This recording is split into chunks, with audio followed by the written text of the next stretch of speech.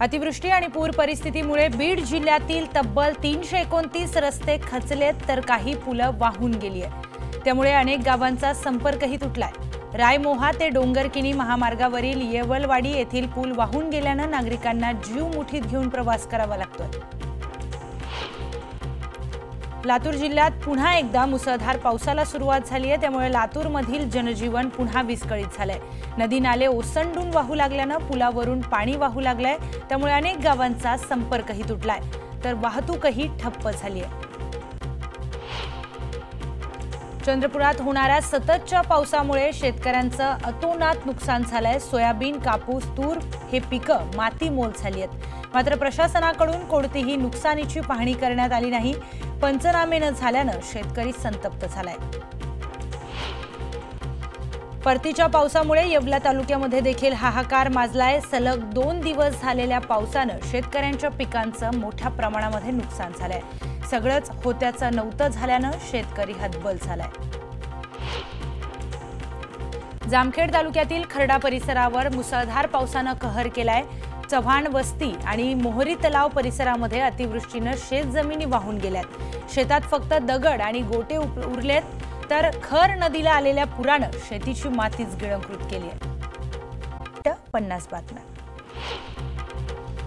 धाराशिव जिल्ह्यामध्ये पुराचा हाहाकार सुरू असताना जिल्हाधिकारी कीर्ती किरण पुजार नाचगाण्यात दंग असल्याचं दिसून आलंय। तुळजापुरात नवरात्र महोत्सवानिमित्त आयोजित सांस्कृतिक कार्यक्रमामध्ये त्यांचा डान्स करतानाचा व्हिडिओ व्हायरल झालाय। यामुळे नागरिकांनी प्रचंड संताप व्यक्त केला। धाराशिवच्या जिल्हाधिकाऱ्यांबद्दल माहिती घेऊन योग्य तो निर्णय घेऊ असं उपमुख्यमंत्री अजित पवार म्हणाले। अशा गंभीर तक्रारींची काळजी सरकारलाही घ्यावीच लागते असं देखील अजित पवारांनी म्हटलंय। धाराशिवमध्ये पूरस्थिती असताना कलेक्टरांनी असं करायला नको होतं। 24 तास सगळ्यांनीच झोकून देऊन काम केलं पाहिजे। तलाठ्यापासून कलेक्टरपर्यंत सर्वांनीच अशा गोष्टीत वेळ वाया घालवणं योग्य नाही असं म्हणत जयंत पाटील यांनी घडलेल्या घटनेचा निषेध केलाय। नांदेडमधील गोदावरीची पूरस्थिती 4 दिवसांपासून कायम आहे। पाण्याचा विसर्ग सुरूच असल्याने गोदावरी नदीला पूर आलाय। शेतात पाणी साचलेलं असल्याने पिकं जागेवरच सडून गेलीत तर नदीकाठची शेकडो हेक्टर शेती ही पाण्याखाली गेली आहे। बीड जिल्ह्यात अतिवृष्टीने अनेकांची घरं उद्ध्वस्त झाली आहेत। सिंदफणा नदीच्या काठावर असलेल्या अनेक गावांना पुराच्या पाण्याने वेढा दिलाय। राजकीय दौरे झाले, आश्वासनांची खैरात वाटली गेली। आता नेमकी मदत कधी मिळणार याकडे शेतकऱ्यांच्या नजरा लागल्यात।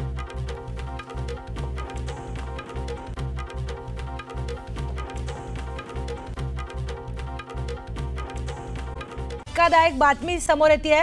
धाराशिव जिल्ह्यातील पूरग्रस्तांच्या भावनांची खेळ करणारा प्रकार समोर आलाय।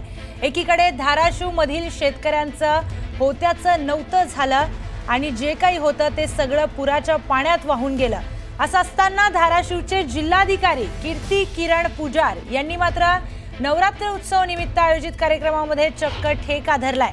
जिल्हाधिकारी कीर्ती किरण पुजार यांनी सांस्कृतिक कार्यक्रमामध्ये डान्स करत असल्याचा व्हिडिओही सोशल मीडियावर व्हायरल झालाय। जिल्हाधिकाऱ्यांसोबत महसूल अधिकारी देखील याच स्टेजवर ठेका धरत असल्याचं समोर आल्यामुळे पूरग्रस्तांच्या भावनांशी खेळ केल्याची जोरदार टीका ही स्थानिक नागरिकांकडून त्यांच्यावर करण्यात येते। लाखो हेक्टरवरील पिके धोक्यात आहेत। त्याचबरोबर शेतकरी हे आर्थिक संकटात असताना जिल्हाधिकाऱ्यांचं मात्र बेजबाबदार वर्तन समोर आलंय आणि त्यामुळे एकच खळबळ उडाली आहे। पुरामुळे जेव्हा जिल्ह्यातील स्थानिकांचे संसार उघड्यावर पडलेले असताना जिल्हाधिकारी आणि महसूल अधिकारी जर अशा प्रकारे वर्तन करत असतील तर त्यांच्या या बेजबाबदार वर्तनामुळे त्यांच्यावर कारवाई होणार का याकडे धाराशिव मधील पूरबाधितांकडून सवाल उपस्थित करण्यात येतोय।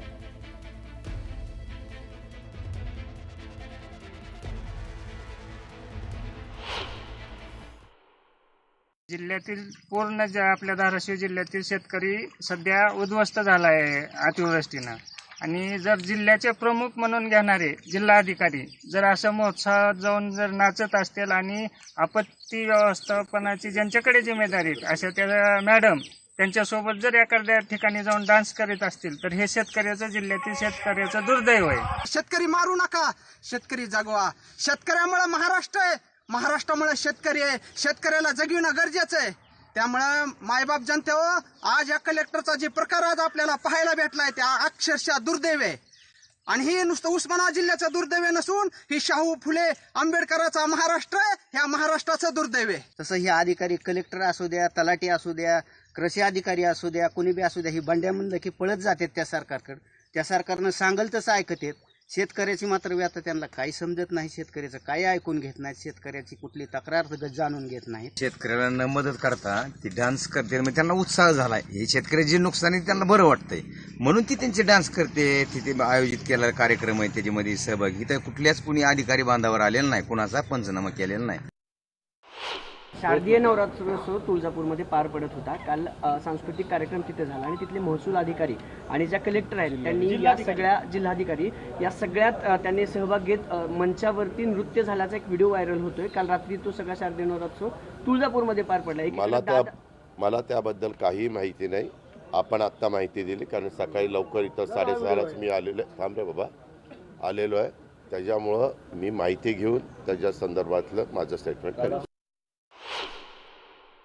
धारावीच्या जिल्हाधिकाऱ्यांनी जर कृत्य केलं असेल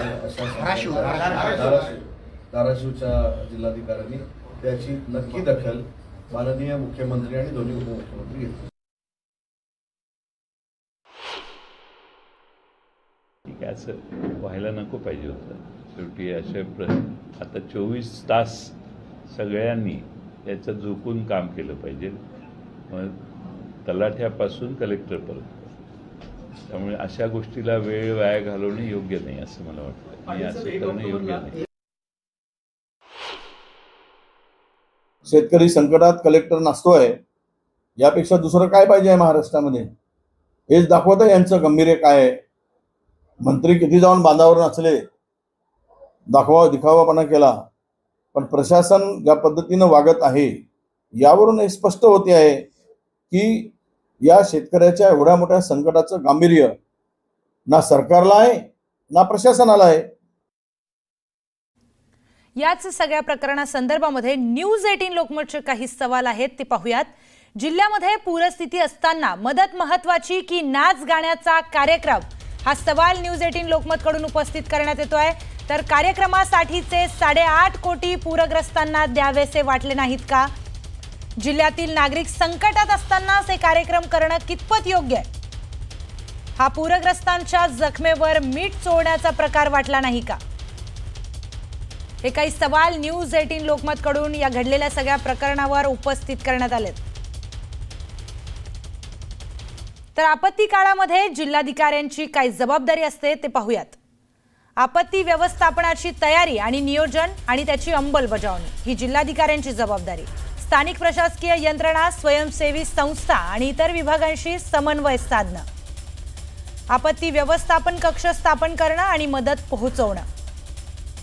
आपत्तीग्रस्त भागामध्ये बचाव आणि मदत कार्यासाठी पोलीस, अग्निशमन दल, NDRF आणि इतर यंत्रणांशी समन्वय साधणं. आपत्तीग्रस्तांना तात्काळ अन्न, पाणी, निवारा आणि वैद्यकीय सुविधा उपलब्ध करून देणं. तर सरकारी आणि गैर सरकारी संस्थांकडून मिळणाऱ्या मदतीचं योग्य वितरण सुनिश्चित करणं. आपत्तीच्या काळामध्ये लोकांना सुरक्षित स्थळी हलवण्यासाठी आणि त्यांच्या सुरक्षिततेची खात्री करण्यासाठी सूचना देणं. तर आपत्तीनंतर प्रभावित भागांचं सर्वेक्षण करून नुकसानीचा आढावा घेणं. पुनर्वसनासाठी दीर्घकालीन योजना तयार करून त्याची अंमलबजावणी करणं. प्रभावित लोकांना आर्थिक आणि सामाजिक मदत मिळवून देण्यासाठी सरकारी योजनांचा समन्वय साधणं. आपत्तीच्या परिणामांचे आणि मदत कार्याचे अहवाल तयार करणं ही सगळी आपत्ती काळामध्ये जिल्हाधिकाऱ्यांची जबाबदारी असते.